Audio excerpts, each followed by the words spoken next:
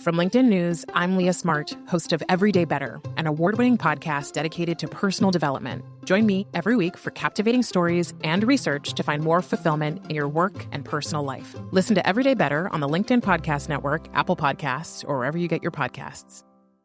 From LinkedIn News, I'm Jessie Hempel, host of the Hello Monday podcast. Start your week with the Hello Monday podcast. We'll navigate career pivots. We'll learn where happiness fits in. Listen to Hello Monday with me, Jessie Hempel, on the LinkedIn Podcast Network or wherever you get your podcasts. Hello, my friend, and welcome to another episode of Negotiate Anything. Thanks for spending time with us today. It's listeners like you in 181 different countries that have made Negotiate Anything the most popular negotiation and conflict resolution podcast in the world. I'm your host, Kwame Christian. I'm a business lawyer, mediator, professor, and the director of the American Negotiation Institute. Before we get started, I have two quick questions for you. Is negotiation a critical part of what you do? Do you need to resolve conflict and persuade at work? If you answered yes to both of those questions, visit our website to learn more about our negotiation workshops. We've traveled the country working with professionals just like you, and we'd love to have the opportunity to work with you too. Check out the link in the description to learn more. Katherine, it is good to have you back. Thanks for joining us today. Always a pleasure, Kwame. And so for the listeners who did not listen to your fantastic episode last week, can you tell them a little bit about what you do? Absolutely. So I am the Communications and Operations Manager here at the American Negotiation Institute. And my background is in nursing, and I'm also a mediator, and I use that to talk about the issues concerning women when it comes to negotiation and having difficult conversations. Fantastic. And again, your podcast is going live tomorrow. So tell them about the show. Yeah.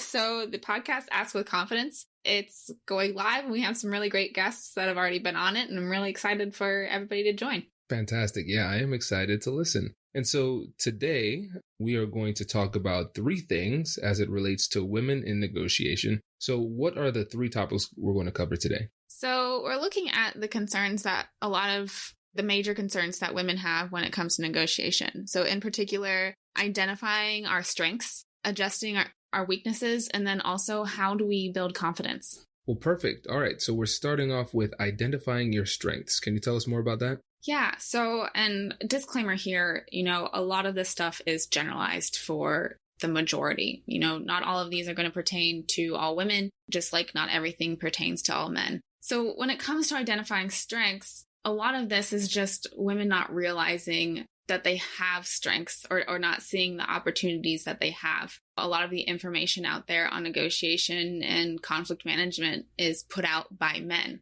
And so there's some confirmation bias coming from women of how could a male possibly know what I'm experiencing and give me the tools that I need. But when you think about the information being put out and you're looking at the tools that they are using, I'm going to use your compassionate curiosity framework, for example. A lot of these steps are areas that women really exceed and excel. So in the compassionate curiosity framework, your first step is acknowledge and validate emotions. Women are generally better at that emotional component. We are generally more nurturing and able to kind of tune into that. And that also goes into your second step of get curious with compassion. Again, there's an emotional component there that you use in order to connect with people on a personal level. And then finally, your third step is joint problem solving. And in studies, women do better on team-based tasks than men. Yeah, that's interesting. And the book that I like to reference is Women Don't Ask by Linda Babcock and Sarah Lashver. And that study was really interesting where they said when it comes to collaborative negotiation techniques or the utilization of collaborative negotiation techniques in laboratory studies, women tend to do better because of value creation. Men often tend to be too competitive and don't take the time to build the relationship and create more value. So yeah, that's a really, really great point. And now that we know this, how do we make this actionable for the listeners? So when it comes to making this actionable, it's looking at what is already put out there of how you go through the steps. So again, using your compassionate curiosity framework, you lay out all the steps. Those are already things that work for both men and women. It's just strengths that women have or tend to have more of than men. So when you talk about ask and validate emotions, that's active listening. It's not a gender thing. That's active listening. Women just generally do better at that. So it's not looking at what does a man versus a woman have to do differently when it comes to these steps. It's just realizing that you have these strengths. I think a lot of times women don't even notice that these are things that they are better at just because we don't see those negotiation opportunities as readily as men do. You know, what's interesting. It's, as you're saying this, it's sounding very familiar because you wrote an article on this. The way that women negotiate is the way that we should all negotiate. Mm-hmm. I'll put a link to that in the description here so you all can check it out. Fantastic article, by the way. But yeah, I think what I really like about your approach is that you're simplifying the process. Because a lot of times people overthink, okay, well, I fall into this category and this subcategory, so somebody in my position should negotiate in this particular way. And what you're often doing is adding unnecessary layers of complexity. I like how your approach is based in strengths and then moving on from there. Yeah, so there's a lot of shoulds in that. You know, what works for one person might work differently for somebody else. So it's just looking at what are all the tools around you, and it's a trial by error and really honing in on your own individual strengths. I don't want to say all women should do this or all women do better at this. So it's really looking at your own individualized strengths and what tools specifically work for you in a trial and error process. That's fantastic. Fantastic. And I think this is a good opportunity for us to switch gears and move on to your second point, which is adjusting your weaknesses. What do you mean by that? Yeah, absolutely. So after talking about all the strengths that women have, I don't just want to leave it as there are no differences between men and women, because there are. There is something to be said that there are areas that women struggle. And a lot of this has to do with how our society has been groomed and the biases and stereotypes just kind of put upon us by society. So one of those areas of weaknesses, and you addressed a really great book by Linda Babcock. It's an excellent reference for this. One of the biggest areas that women are facing weaknesses is they simply aren't as aggressive when they ask for things. So for example, in a salary negotiation, a man might start with a higher anchor point than a female, and therefore women are getting less than what a man would, and that leads to worse outcomes for the female. Yeah, and I really like this point because for the listeners of the show who've been with the show for a while, I think it was in August of 2016 or 2017, I put an episode out on anchoring, the tactic of anchoring, where you're making the most aggressive request that you can reasonably justify. And studies upon study upon study have shown that this is one of the most powerful persuasive techniques. And if you're not as aggressive as you potentially could be in your request, it's going to have a negative impact on the outcomes. And salary negotiation is one of the biggest points. Again, referencing that book, I think it was, according to their statistics, men were 4 times more likely to even make a request when it came to salary negotiation. And then when they did make that request, they were more aggressive, which led to better outcomes in those negotiations. I do want to say that not being aggressive is not always bad, because being perceived as aggressive does seem to limit women in negotiations. And one way to kind of combat this is, one, do your research. So know your value and what you are worth, whether that's looking through a site like Glassdoor for positions in your field and with your number of years of experience. Another thing that somebody recommended was, add 5% to whatever you're asking, and just adding that 5% cushion so that way you are asking in a more aggressive manner. Does your company invest in professional development training? If you believe that your team would benefit from a negotiation workshop, all you need to do is go to our website, fill out the workshop request form, and then we'll set up a time to chat. These workshops are completely customizable, and we've done them all around the country. Negotiation and conflict resolution skills are beneficial across all professions, but they're especially useful in procurement, purchasing, sales, sourcing, and contract management. Our calendar is filling up quickly, and we even have some workshops scheduled for next year. If you think you might want one, I'd suggest reaching out soon so you don't miss out. Check out the link in the description to learn more. And now, back to the show. Brace the rudders! Raise the sails! Raise the sails! Captain, an unidentified ship is approaching. Over. Roger. Wait, is that an enterprise sales solution? Reach sales professionals, not professional sailors. With LinkedIn ads, you can target the right people by industry, job title, and more. We'll even give you a $100 credit on your next campaign. Get started today at linkedin.com/marketer. Terms and conditions apply. It's really interesting. And yeah, I agree. The times when it's necessary to be a little bit more aggressive, those are the times when we're doing value claiming. But again, going back to that book, when it comes to value creation, that collaborative approach, that's when you can have that approach that is a little bit softer, focusing on the relationship. And I think the key is determining when you need to bring which skill to the fore. And so can you speak a little bit to the line between aggressive and assertive? Because I've heard just doing these presentations, a few people have voiced the concern about they don't want to appear too aggressive in these negotiations. So how do you reconcile the fact that you need to ask for more with the possibility of being perceived as too aggressive for the other side? What's the line?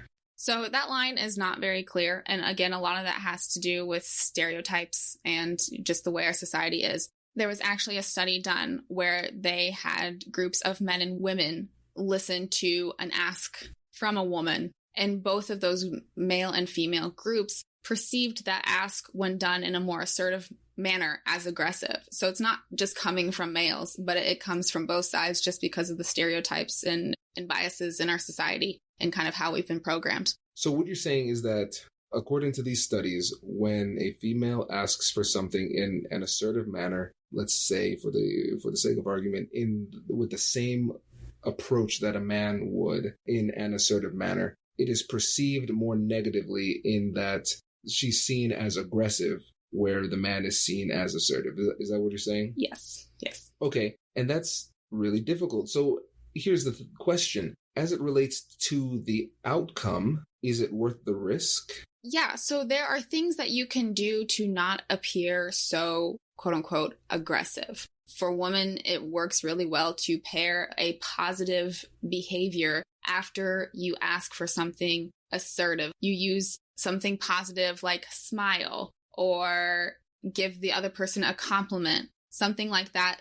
So that way the ask doesn't have that negative feeling. And I want to use the term assertively because it's not being aggressive. It's just standing up for yourself. And it is worth the risk because when you ask more, you get more. But on the flip side of that, there are also studies that show that when you add that positive behavior to your ask, people take that as a sign of weakness of, oh, well, I can push them further and get more what I want. And that was in a Harvard Business Review, that study. And so it's almost a catch-22. You're darned if you do and darned if you don't. But the way I see around it is that if you establish all that positivity and niceness in the beginning, so when you are building that relationship and building the trust and with the other party, that's where your positivity, the foundation for your positivity needs to be. And then once the conversation transitions into that more serious aspect where you need to ask and be assertive, then you just do it in a matter-of-fact tone, because once you've already laid the groundwork for that relationship,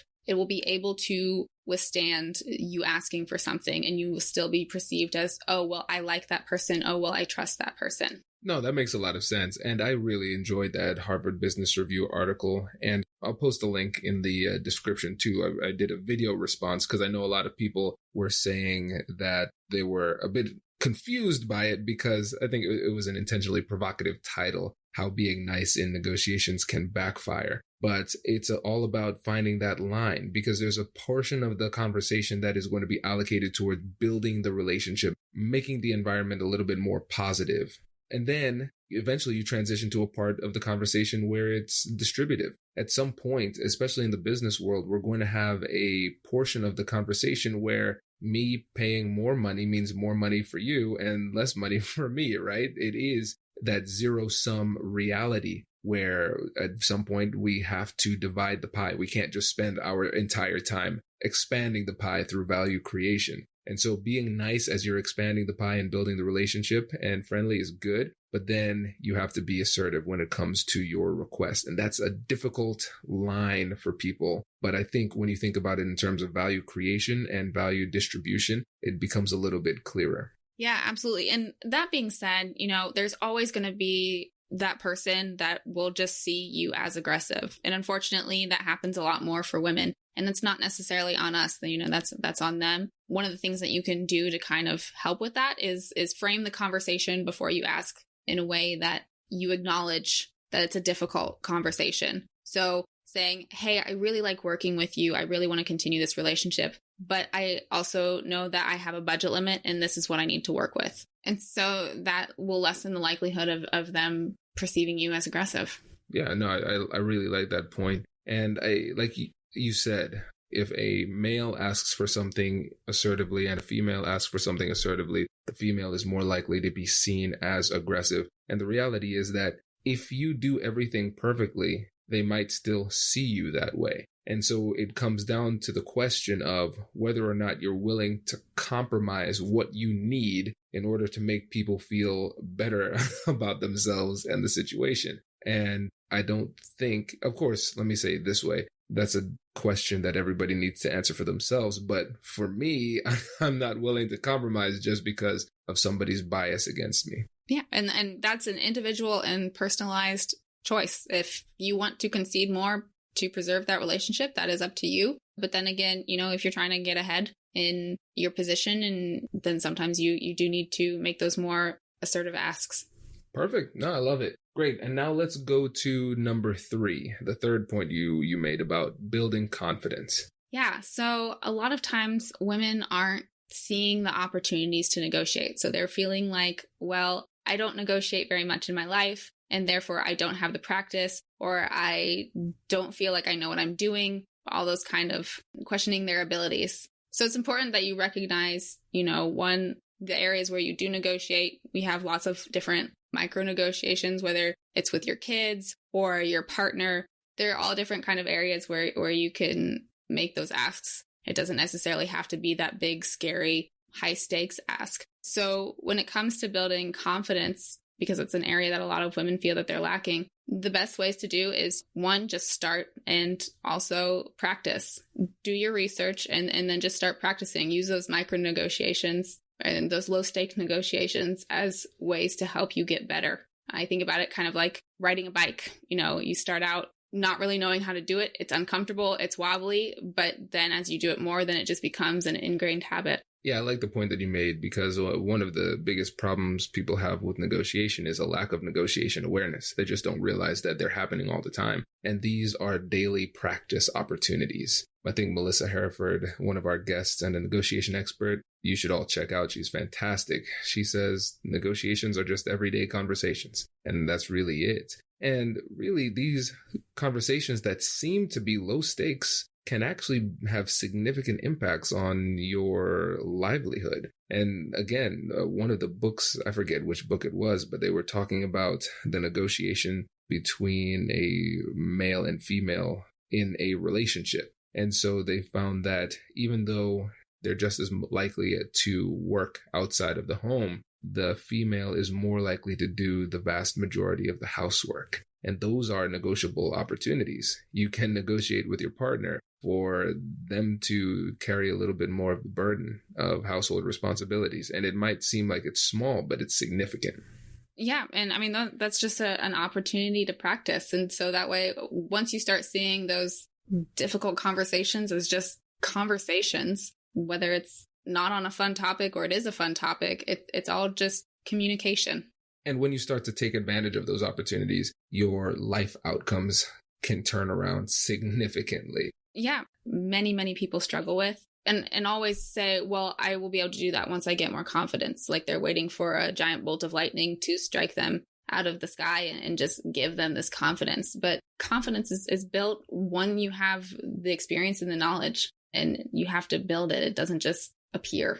Fantastic. And one last point on the point of confidence. What's the name of the podcast called again? Ask with Confidence. Oh, wow. Look at that. That makes sense. Well, perfect. Fantastic. Well, Katherine, again, thank you for coming on the show. We appreciate it. We're looking forward to catching you tomorrow in the launch of your fantastic new podcast. That's exciting. And again, I'll post a link in the description so you all can check that out and listen to some more fantastic high-level content from the American Negotiation Institute. Thanks again for coming on, Katherine. We appreciate it.